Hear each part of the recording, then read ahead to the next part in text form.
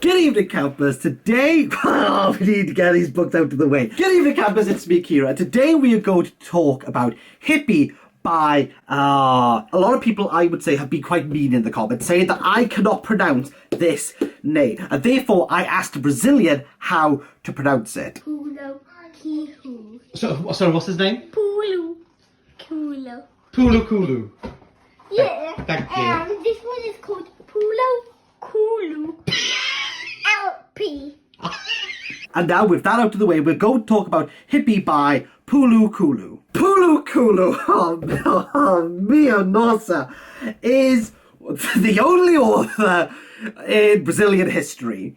And you know what? I'm kind of done with Paulo Coelho. Hippie, this book is Paulo Coelho. He's not talking about Paulo Coelho, even though the Brazilian mentioned within Paulo Coelho's work is called Paulo and is also referred to as the Brazilian. And would you believe Paulo, not Paulo Coelho, but Paulo within the book is a hippie, and he's going to travel from Amsterdam upon a magic bus to Kathmandu on a journey of self-discovery and spirituality. This is my 5th Paulo Coelho book, and I said in the first one I reviewed that, is this just his shtick? I am happy to confirm I still have to review The Alchemist, his debut. I still have to review it. That spirituality, finding yourself, and being a little bit non-conformist to society, it is literally the entire thing of of all the books I've read.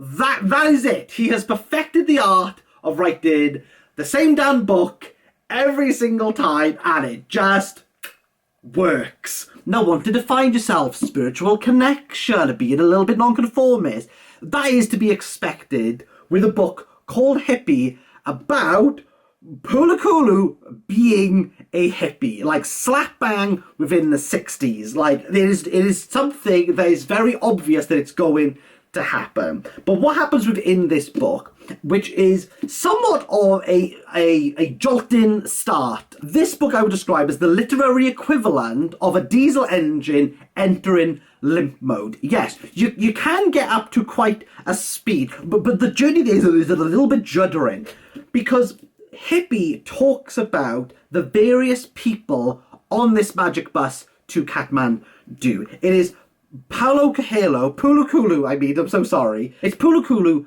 fictionalizing the real lives of these people that he spent time with. And so on this literal journey of discovery, we learn more about the various people that Paulo Coelho meets along the way. Some of these stories are better than others. Does it read like short stories? That is a very good question. I suppose they read like little vignettes that are just kind of like tangented in. It's a very, Paulo Coelho, I would say, is very similar writing style to Murakami. Paulo Coelho, and what I can deem his literary success comes from, is, yes, he's talking about these universal ideas of finding oneself and spirituality, which is going to capture a lot of people around the world, but his writing style is effortless.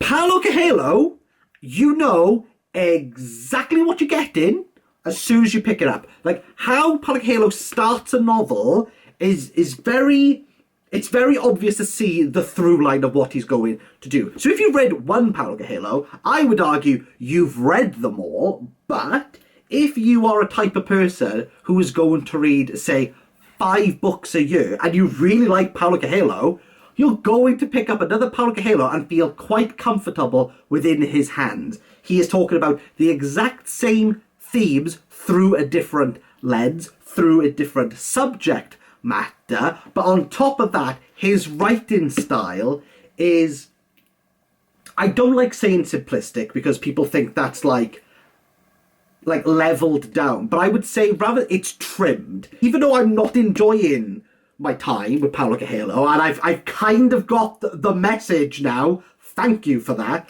It is nothing short to say that if you are looking for yourself or for someone else to get into reading, Paulo Coelho is going to be a great... It is so... I cannot stress how effortless it is. He might... I can't believe I'm saying this. He might beat Murakami on how easy it is to read him. And I like Murakami. I like his writing.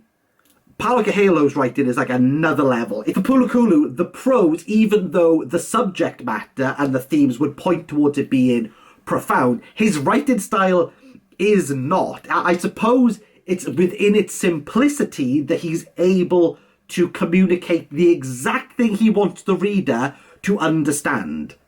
And by doing that, you don't feel alienated. Like, I read a lot of books. I tried to read Ashes of the Amazon. Like, I still don't feel as though I fully understood what Tatu was trying to get at.